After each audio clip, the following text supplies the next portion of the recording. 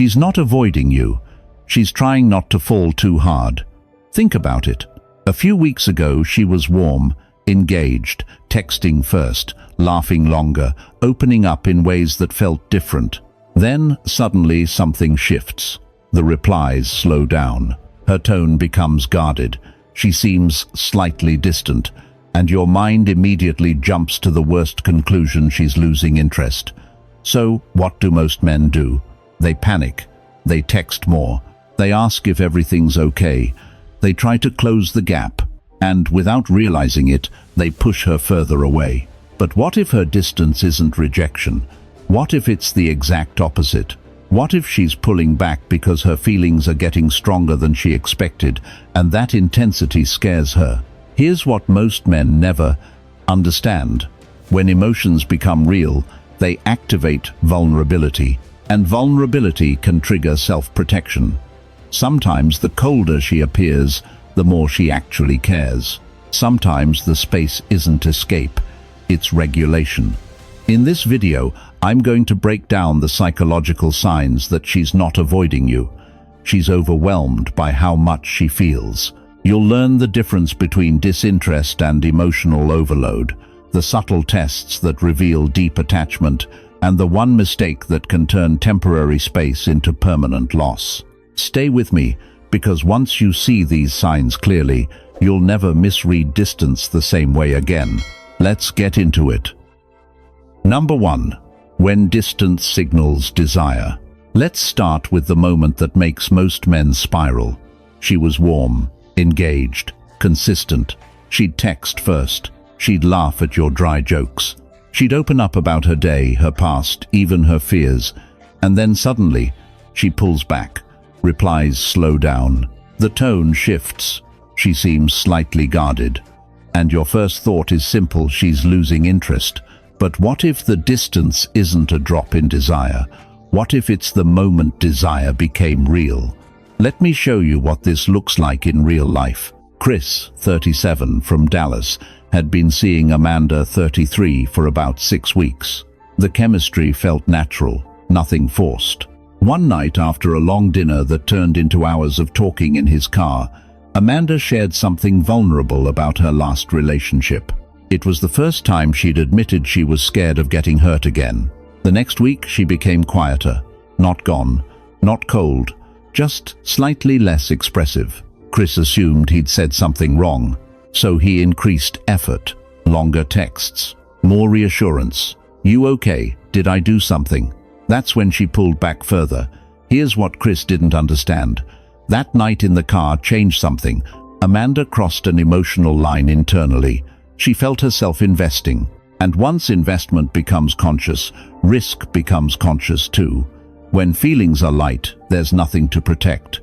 When feelings deepen, self-protection activates. Psychologists call this approach-avoidance conflict. The closer someone gets to something they want deeply, the more their fear of loss increases. Attraction pulls them forward, fear pulls them back. That push-pull often looks like distance. If Amanda didn't care, she wouldn't need space. She'd simply detach. But instead, she was regulating her emotions, slowing down internally so she didn't feel out of control. Here's how you know distance might actually signal desire. She still watches your stories quickly. She still responds even if slightly slower. She still shows subtle emotional reactions when your energy shifts. The connection thread remains. Chris only understood this later, when Amanda admitted, "It started to feel serious, and that scared me." Not scared of him, scared of how much he mattered. The mistake most men make at this stage is trying to close the gap aggressively. They chase reassurance, they escalate plans, they push for clarity. But when distance comes from emotional overwhelm, pressure amplifies fear. What she's subconsciously asking is this: if I fall deeper, will he stay steady? If your reaction is panic, you fail that unspoken test. If your reaction is calm, consistency, you pass. When Chris stopped chasing and simply matched Amanda's tempo, staying warm but not urgent, something shifted. Within a week, she leaned back in, more affectionate, more expressive than before, because now She felt safe. Distance isn't always rejection. Sometimes it's the moment feelings became strong enough to matter. Comment the word steady if you've ever misread distance as disinterest. Stay with me because the next sign reveals what's really happening inside her nervous system when she starts falling harder than she expected, and most men completely misinterpret it. You won't want to miss what's coming next. Number 2. Overwhelmed by loving you. Now let's go deeper than distance. Because distance is just the surface behavior. Underneath it is something much more powerful, emotional overwhelm. When she starts falling for you in a real way, something shifts internally. Attraction stops being playful. It becomes significant. And significance creates vulnerability. Here's what most men don't realize. When a woman feels herself becoming emotionally attached, her nervous system doesn't just register pleasure, it registers risk. The more she cares, the more she has to lose. That's why sometimes right after an intensely connected moment, a deep conversation, a night where she opens up a moment of real closeness, she pulls back slightly. Not because she regrets it, because she felt it. And feeling it scared her. There's a biological component to this. When attachment builds, oxytocin and dopamine increase. That emotional high feels powerful. But when the brain senses emotional dependency forming, it also activates caution. The amygdala, the part responsible for detecting threat, lights up, not because you're dangerous, because losing you would hurt. The Stoics understood this dynamic in a different language. Epictetus taught that we are disturbed not by events themselves, but by our attachment to outcomes. The moment she realizes she's attached, her mind begins calculating the possible outcome of loss. And attachment without control feels dangerous. So she regulates. Regulation can look like distance. She may respond slower. She may tone down the emotional intensity. She may avoid saying things that feel too revealing. But here's the key distinction. Withdrawal from indifference feels cold and empty. Regulation from overwhelm feels tense and alive. There's still presence, still awareness, still subtle engagement. She still watches. She still reacts. She still feels. But she's trying to slow the emotional momentum. This is where men often sabotage everything. They interpret her emotional recalibration as rejection and react with insecurity. They ask for reassurance. They push for labels. They try to lock it down. But pressure amplifies overwhelm. If she's already feeling vulnerable, adding expectation makes it heavier. What she's unconsciously asking during this phase is simple. Can I feel deeply without this becoming unstable? If you panic, you confirm instability. If you stay steady, you confirm safety. Marcus Aurelius wrote, "You have power over your mind, not outside events." You cannot control the speed of her emotional processing, but you can control your reaction. When she senses that her emotional intensity doesn't shake you, something shifts. The fear decreases, the attachment feels safer, and she leans back in on her own. Because now loving you doesn't feel like surrendering control. It feels like choosing connection. This is not manipulation, it's alignment. You're not trying to force emotion. You're allowing it to breathe. Overwhelm means the feelings are strong enough to matter. And if you can handle that phase with composure, it becomes the doorway to something deeper. Comment the word calm if you understand that steadiness beats pressure every time. Stay with me because the next sign looks confusing on the surface, but once you understand it, you'll stop taking it personally. You won't want to miss what's coming next. Number 3. The cold front reaction. Now this is where things start to feel personal. She doesn't just pull back slightly, she gets colder, shorter responses, less warmth in her tone, maybe a hint of irritation over something small. The emotional temperature drops, and you feel it immediately. And your instinct says, she's done. But here's what most men miss. Sometimes that cold front isn't rejection, it's emotional shock. Let me explain through something real. Ethan, 40, from Phoenix, had been seeing Melissa, 35, for about 2 months. The connection was growing steadily. One evening after a weekend trip together, things felt different. They'd talked about family long-term goals, even what kind of lifestyle they both wanted 5 years from now. It wasn't forced, it flowed naturally. The following week, Melissa's energy shifted. She became quieter, more reserved, slightly colder in her replies. When Ethan teased her playfully, she didn't engage the same way. Ethan immediately thought he'd messed up, but he hadn't. What actually happened was this. That weekend created emotional depth Melissa hadn't fully prepared for. The intimacy, not just physical but psychological, hit her nervous system hard. When feelings intensify quickly, the brain reacts like it does to any high-stakes situation. It scans for danger. Not because love is dangerous, but because attachment is. The Stoics understood this principle deeply. Seneca wrote that strong attachments create strong emotional reactions.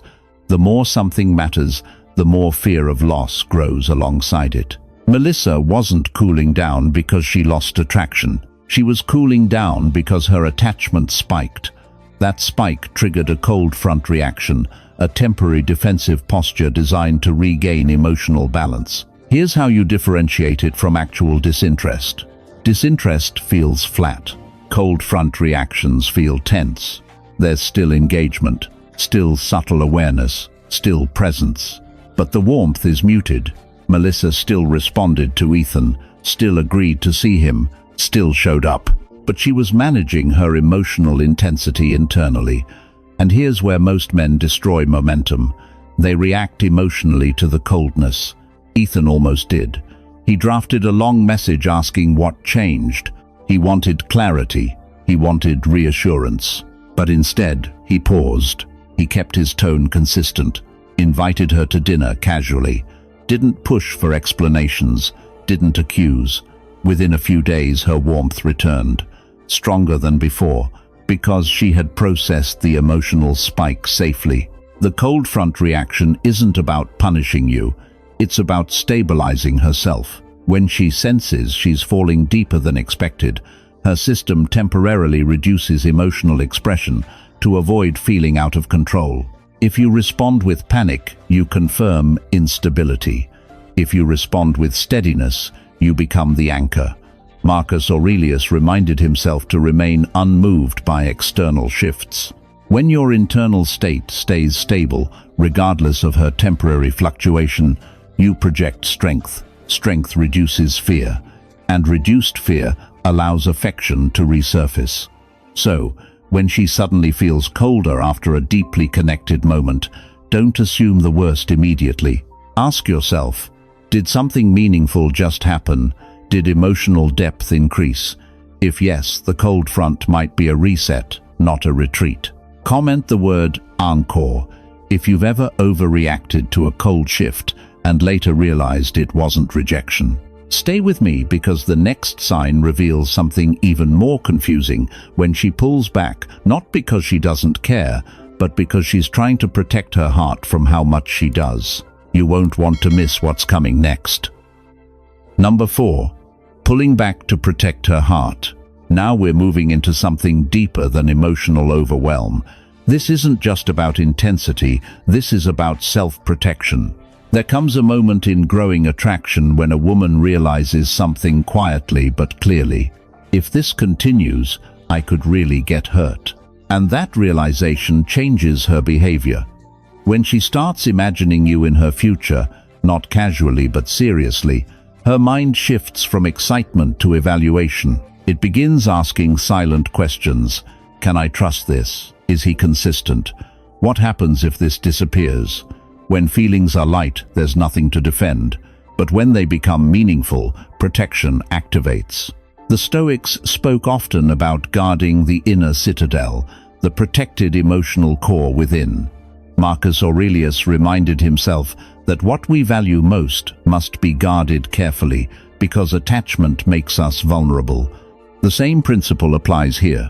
If she's beginning to value you deeply, she may instinctively pull back, not to leave, but to test the emotional terrain. This is not a strategy, it's instinct. She may become slightly less expressive, She may slow down how quickly she replies. She may avoid talking about the future for a moment, even if she previously hinted at it. On the surface, it looks like fading interest. Underneath it can be emotional caution. Here's the psychological reality. Attachment creates dependency. Dependency creates risk. And risk triggers self-preservation. When she feels her heart leaning too far forward, her mind pulls it back just enough to regain balance. What most men do in this phase determines everything. They panic. They seek reassurance. They ask, "Did I do something?" But when you chase reassurance, you amplify the very fear she's trying to manage, because now the connection feels unstable. Epictetus taught that when something external threatens your peace, the disturbance is within your interpretation. If you interpret her temporary distance as rejection, you react from fear. If you interpret it as emotional processing, you respond with steadiness. And steadiness feels safe. The key is this: if she's protecting her heart, she is still emotionally invested. Indifference doesn't require protection, only care does. So instead of pushing forward, you maintain your frame. You continue your life. You stay warm but not needy, present but not pressing. You give her space without withdrawing affection. And when she sees that your emotional state does not fluctuate wildly with her temporary retreat, something powerful happens. Her nervous system relaxes, because now the connection doesn't feel fragile, it feels grounded. This is where Stoicism becomes magnetic. Calm detachment is not coldness, it is stability. It communicates, "I value you, but I do not collapse without you." And paradoxically, that makes her feel safer leaning in again, because loving you no longer feels like stepping into chaos. It feels like stepping into strength. If this resonates with you, if you're starting to see these patterns clearly, consider joining the channel membership. Inside, we go deeper into the psychological layers most men never learn. The public videos show you the signs. The members get the structure behind them. The goal isn't manipulation, it's mastery. Mastery of yourself first. Because when you control your reactions, you control the emotional dynamic. Pulling back to protect her heart is not the end. Sometimes it's proof that her heart is involved. And if you can remain steady during that moment, you become the man she feels safe choosing, not the one she fears losing control with. Number 5. Hot and cold means investment. Now this is the pattern that drives most men insane. One week she's warm, playful, leaning in. The next week she feels distant, slightly detached, harder to read, hot and cold. And your instinct says, "She's unsure about me." But what if the fluctuation isn't confusion? What if it's investment? Let me show you how this works in real life. Daniel, 42, from Chicago, had been dating Alyssa, 36, for 3 months. Their chemistry was strong. Conversations flowed easily. Physical attraction was obvious. Some nights she would text him first, send voice notes, even suggest plans. Then suddenly she'd go quieter for a few days, not disappearing, just less intense. Daniel started overanalyzing. Was she losing interest, seeing someone else, testing him? But when he looked closely, something stood out. Every time the connection deepened after a vulnerable conversation, after a meaningful date, after laughter that felt almost intimate, the warmth peaked. And then came the cool down. Not because she didn't care, because she did. Here's the psychology behind it. When emotional investment increases, so does emotional exposure. Exposure creates vulnerability. Vulnerability creates internal pressure. The brain responds by balancing intensity. It's like stepping into hot water. If it gets too warm too fast, your body instinctively pulls back slightly before adjusting. Alyssa wasn't confused about Daniel. She was adjusting to how much she was starting to feel. Hot and cold is often emotional pacing. It's her nervous system regulating attachment speed. Now here's the difference between disinterest and investment-driven fluctuation. Disinterest declines consistently. Investment fluctuates. When Alyssa cooled down, she still replied, still showed up, still maintained connection. But the emotional intensity softened temporarily. And when Daniel stopped reacting to every temperature change, something shifted. Instead of chasing warmth when it cooled, he stayed steady. Instead of matching coldness with anxiety, he maintained composure. That stability created safety, and safety allowed her warmth to return naturally, often stronger than before. The Stoics understood emotional rhythm deeply. They taught that strong reactions come from attachment to expectation. If you expect consistency in early emotional development, you suffer when reality fluctuates. But emotional bonds rarely grow in straight lines. They pulse, they contract and expand. Hot and cold doesn't automatically mean manipulation. Sometimes it means she's processing attachment in waves. Now here's where most men sabotage themselves. They try to fix the cold phase. They increase attention, over-text, seek reassurance. But pressure during cooling creates imbalance. Daniel learned something powerful. When Alyssa cooled slightly, he didn't escalate effort. He maintained pace, focused on his work, kept his routines, stayed warm but unbothered. Within days, she leaned back in. Why? Because emotional regulation feels safer next to emotional stability. If she feels that her fluctuating intensity destabilizes you, she feels responsible for your emotions, and responsibility kills attraction. But if she feels that her fluctuation doesn't shake you, she relaxes. Hot and cold means something is alive. No emotion doesn't fluctuate, only indifference stays flat. Comment the word steady if you've ever overreacted to a hot and cold shift and later realized staying calm would have changed everything. Stay with me, because the next sign looks even more confusing. Sometimes she talks about the future with you and then suddenly retreats. You don't want to miss what's coming next. Number 6. She watches, she feels. Now this sign is subtle. She may not text first. She may not openly confess anything. She may even appear distant. But she watches, and she feels. When a woman loves deeply, especially when she's trying to control that depth, she becomes observant. She pays attention to your tone, your consistency, your reactions, your silence. She might not reach out impulsively, but she notices everything. This is where many men misunderstand what's happening. They assume that if she's not actively pursuing, she's not invested. But emotional investment doesn't always look loud. Sometimes it looks quiet. Sometimes it looks like observation. When attachment becomes meaningful, the mind shifts into evaluation mode.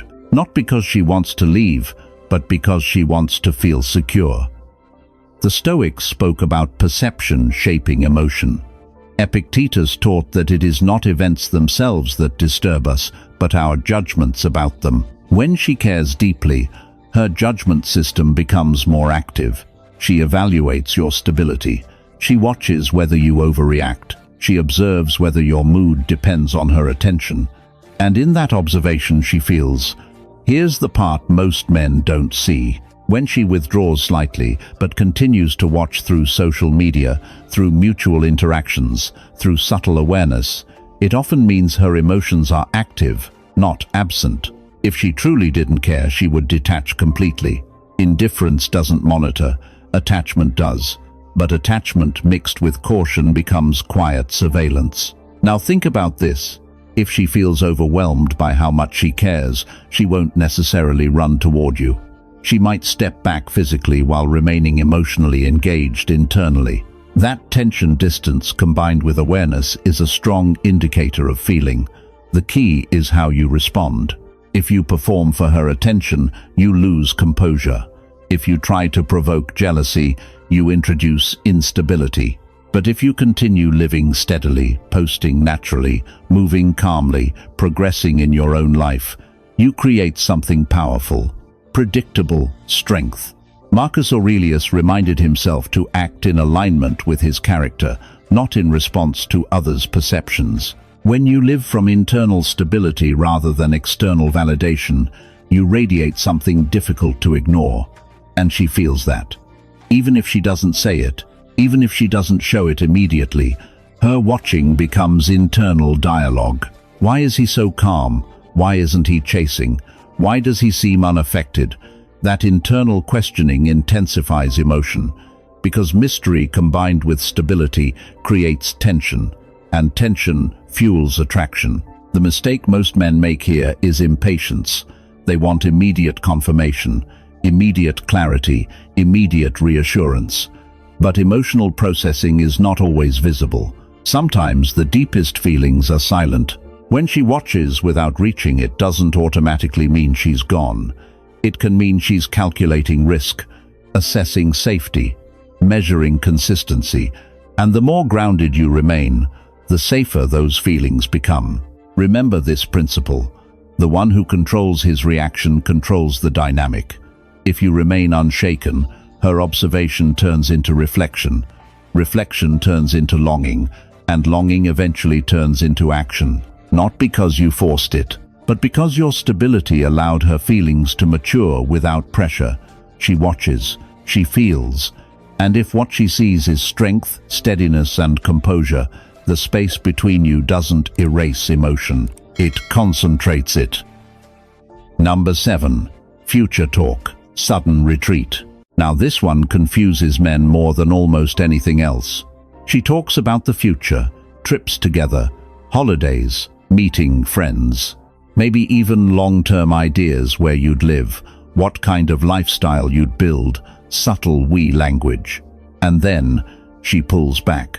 Less texting, less emotional intensity, slightly more distance, and you're left thinking, what just happened?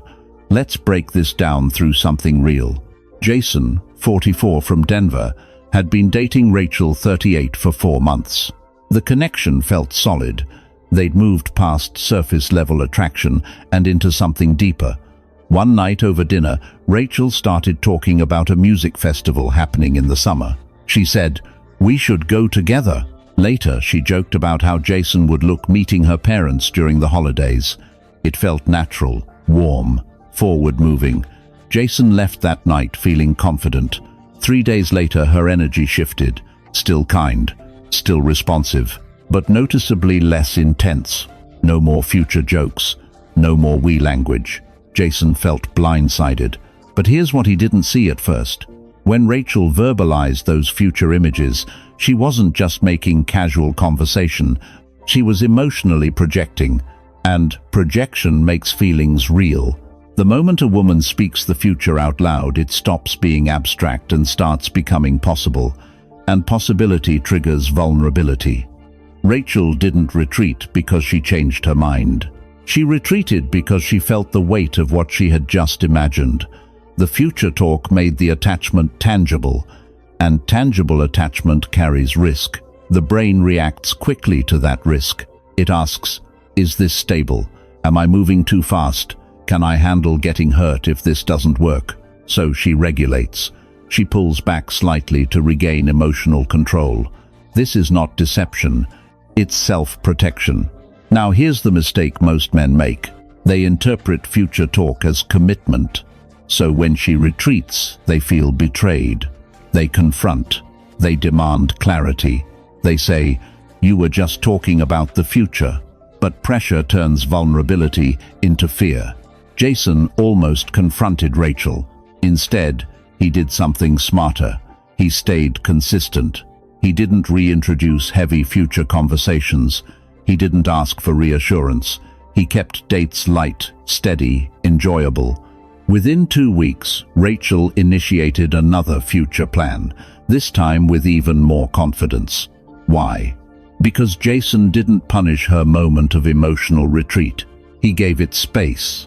When a woman talks about the future and then retreats, it often means she felt something deeper than she expected.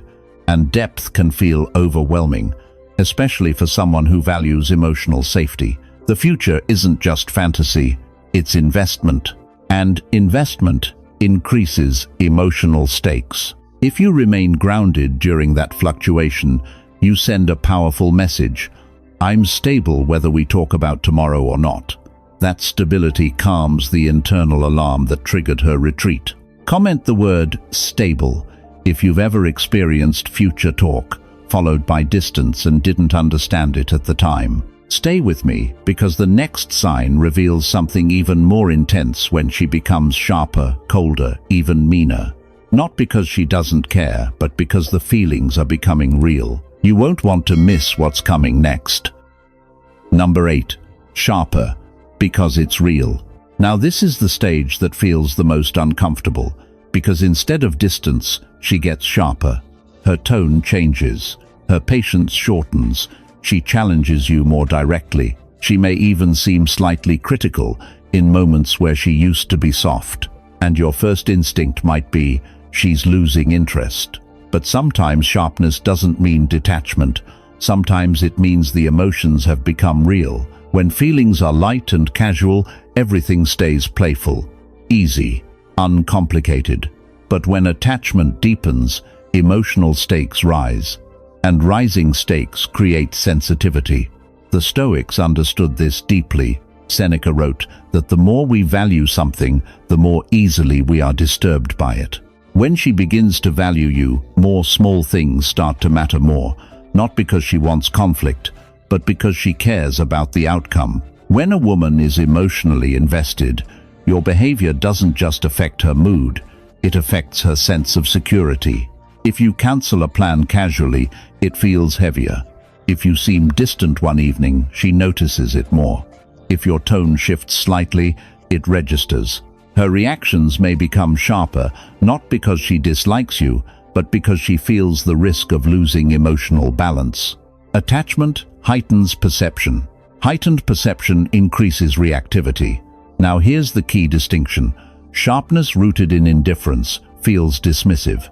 Sharpness rooted in care feels tense but engaged. She still shows up, she still responds, she still reacts, but the emotional edges become more visible. Marcus Aurelius reminded himself that when others act from emotion, it is often because something matters to them deeply. The wise response is not to mirror their agitation, but to remain steady. When she becomes sharper, your calm becomes the stabilizer. If you react defensively, the tension escalates. If you withdraw coldly, the distance widens. But if you stay grounded, acknowledging her emotion without being destabilized by it, something shifts. Her sharpness softens, because now she doesn't feel alone in her emotional intensity. Here's what's really happening beneath the surface. When feelings are real, vulnerability increases.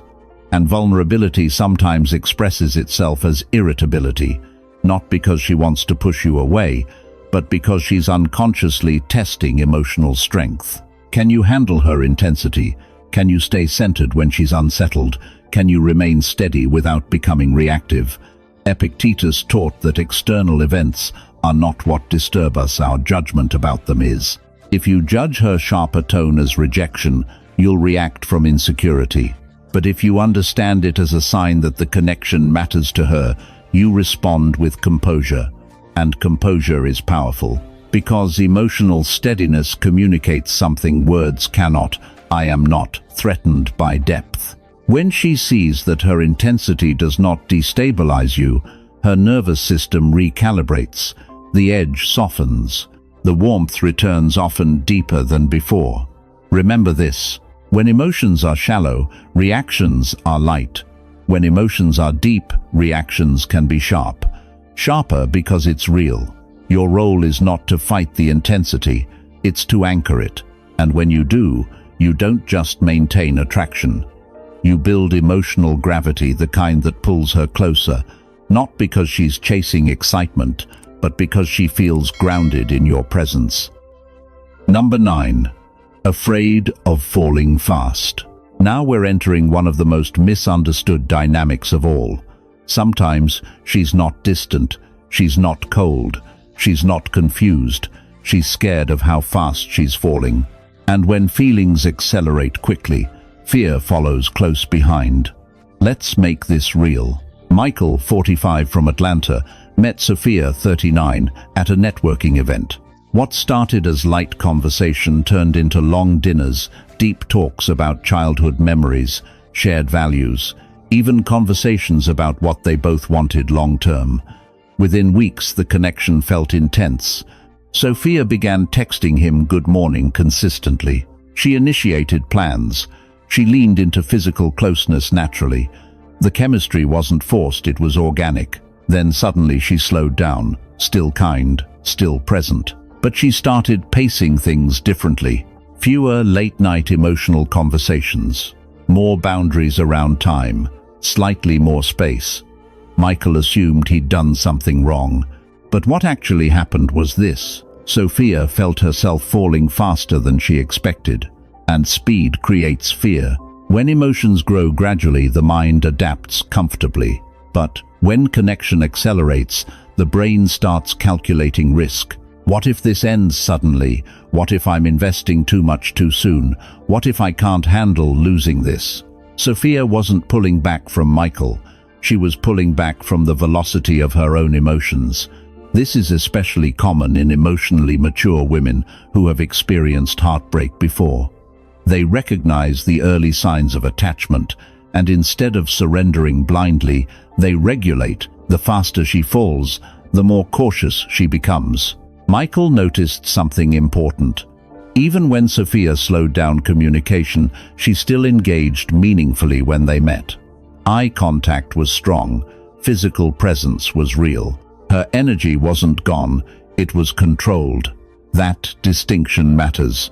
Fear of falling fast doesn't eliminate attraction, it compresses it.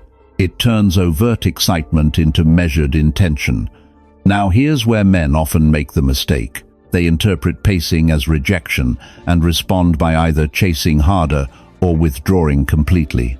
Michael almost did both, but instead he adjusted differently.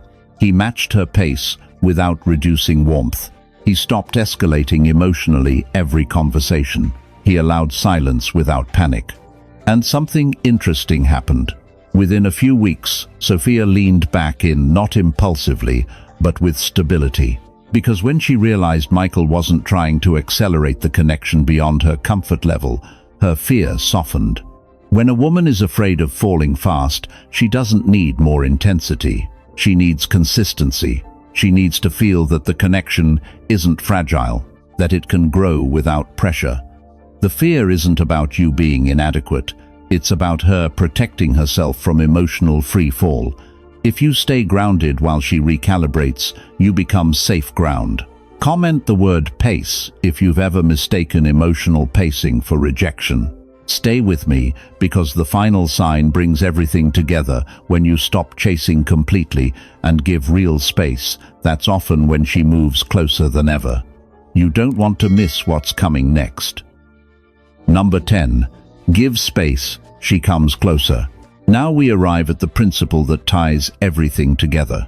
If she feels deeply, if she's overwhelmed, if she pulls back to protect herself, if she fluctuates between warmth and distance, the instinct most men have is to close the gap. Text more, explain more, reassure more, push for clarity.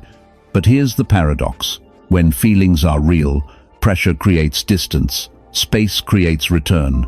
Let's make this real. David, 46, from Seattle, had been dating Lauren, 41, for 5 months. Their connection had depth, shared values, physical chemistry, emotional intimacy. But after a particularly meaningful weekend, meeting close friends, talking about long-term goals, Lauren's energy shifted slightly. Not cold, not gone, just quieter. David felt the urge to re-establish closeness immediately, to check in, to make sure everything was okay. Instead, he did something different. He gave space, not as punishment, not as strategy, but as composure. He didn't overtext. He didn't withdraw warmth. He simply allowed breathing room. He focused on his work, his gym routine, his own rhythm. 3 days later, Lauren reached out first, and her tone wasn't distant. It was soft, connected, intentional. Here's why. When a woman feels deeply, she needs to know the connection isn't fragile. She needs to know that her emotional processing won't destabilize you.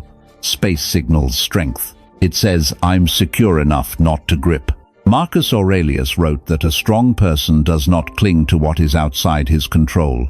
When you release the need to constantly maintain emotional proximity, you project internal stability, and stability feels safe. When you chase, she feels pressure. When you disappear in anger, she feels instability.